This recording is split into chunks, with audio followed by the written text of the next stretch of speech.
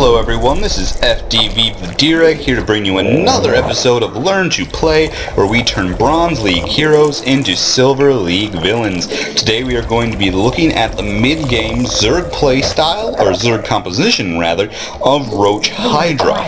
Specifically, we will be looking about how to deal with the Protoss deathball that occurs before we reach our target hive tech, and we will also be talking a little bit about some of the other compositions. Now, I believe Zerg is sort of the most transitory race. You'll want to start out with, say, like a Ling Baneling. You might start out with, say, Ling Baneling, and then transition into Mutaling as your mid-game playstyle, and then your late-game playstyle might be Broodfester, which, while weaker in HOTS, is certainly still a reasonably strong composition to have. That makes Zerg somewhat difficult to talk about in some ways. There will definitely be videos on, say, Mutaling playstyle and on a couple of different Swarm Host compositions, as well as the late game playstyles of Ling Ultra and Broodfester. Even maybe Swarm Host Viper might sneak its way in there. I'm sort of loath to talk about that because I absolutely hate it and have yet to find a way to beat it in my ladder matches, other than to basically kill Zerg before they get the chance to do it. Regardless, it probably will sneak our way in, but I don't know if I will talk too much about the early game compositions in any videos. Mostly because they are, well, especially Ling Baneling is almost more micro-intensive than it is about macro. And that is honestly sort of a place more for my pal Dark Voids than it is for me. I'll probably tap him to make some of those videos with me. We will see what happens. Anyway, in the meantime, we are going for a 15 hatch, since this is against a pretend Protoss opponent. No, I guess it is a little risky, but hey, I've just sort of always preferred it. I don't know why. I like the risk. I will take my chances. Yeah, they could be building cannons. Really, I should have one of my overlords, like, over the hatchery itself, just in case. I like living on the wild side, though. I guess. Life on the wild side. I also do take slightly earlier gases than are necessary. Usually, I think you would take it around the 3-minute mark, but hey, that's just how I do. And since Protoss does usually go forward fast expand, we will be taking a very fast third. Don't mind me, I am delaying queens a bit to do it. Oops, whatever. Listen, it's not totally important. How I open is not really important to this. It is true that I think I'm doing this slightly different than I said I mentioned in the Zerg economics and Zerg production.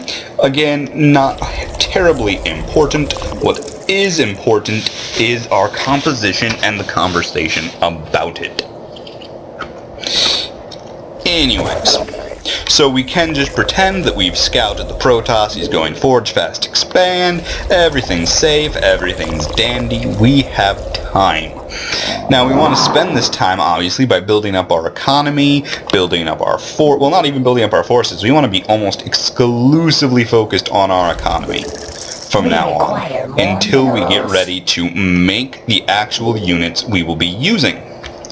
I'm going to let these 3 finish up, and then I'll probably rally down to my natural, because I am almost at full. You know what? I'm just gonna cheat a bit. Shh! Don't do what I do. Do what I say, not what I do. Oh, oops! Wow. I guess there wasn't a point to cheat. I didn't need to do that. Just forget you saw that, people. That did not happen.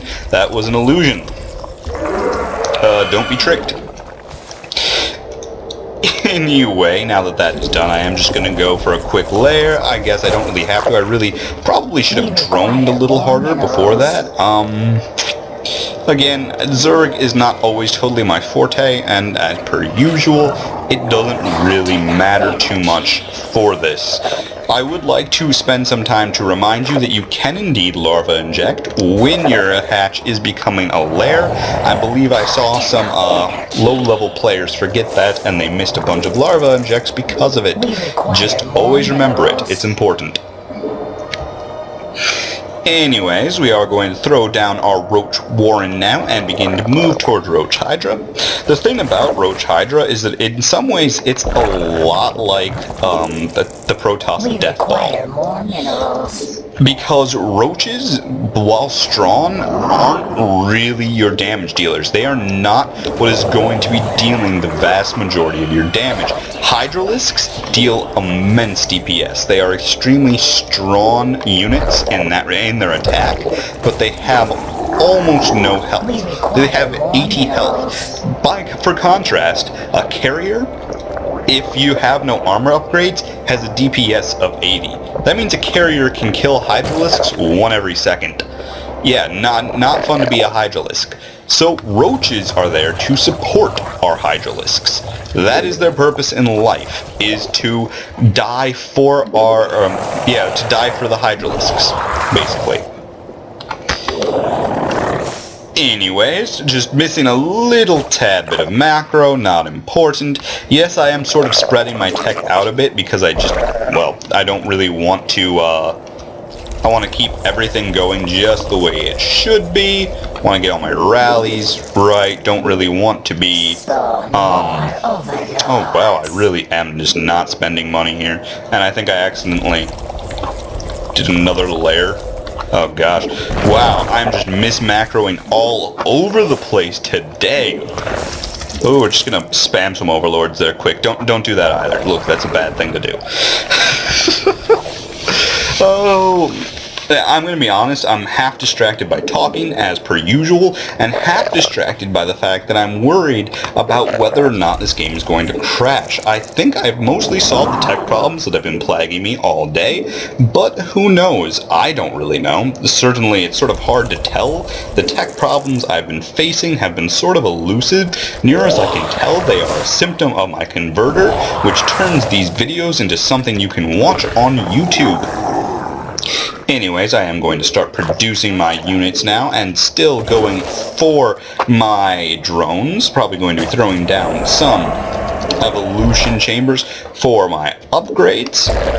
Now here's the thing, because I don't have much creep spread, let's pretend that my opponent has been denying creep spread this whole time. I'm going to want to go for the muscular augments before I go for the range. Because, look at this, just watch what happens. See, on creep, it's fast.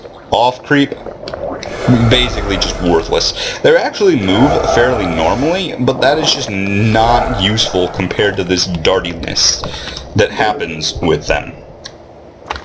Anyways, we are going to move on and start to talk about, okay, so now we have our Roach Hydra. We have our good economy. But how on earth do I deal with Colossus? And the answer to that is a Spire. What's going to happen here, honestly that Spire should have been done sooner, but what's going to happen is that my Roach Hydra, they pretty much counter everything Protoss has on the ground. They do, in fact. Roaches are extremely strong. In straight up one-on-one combat, they will beat a Stalker, they will beat a Zealot, they will beat anything that Protoss can throw at you on the ground out of a gateway. Hydralisks will beat pretty much anything else with really, they literally will slaughter Immortals. They are very good against just about everything that, you know, comes out of gateway or doesn't. They actually aren't that great versus Zealots. That is the exception to what I'm talking about. They're actually terrible versus Zealots. Charge lots against just Hydralisks will win, so always remember that you actually do need the Roaches there, and I feel like I'm about to sneeze, so that's not a good thing. But now, how do we beat the Colossus?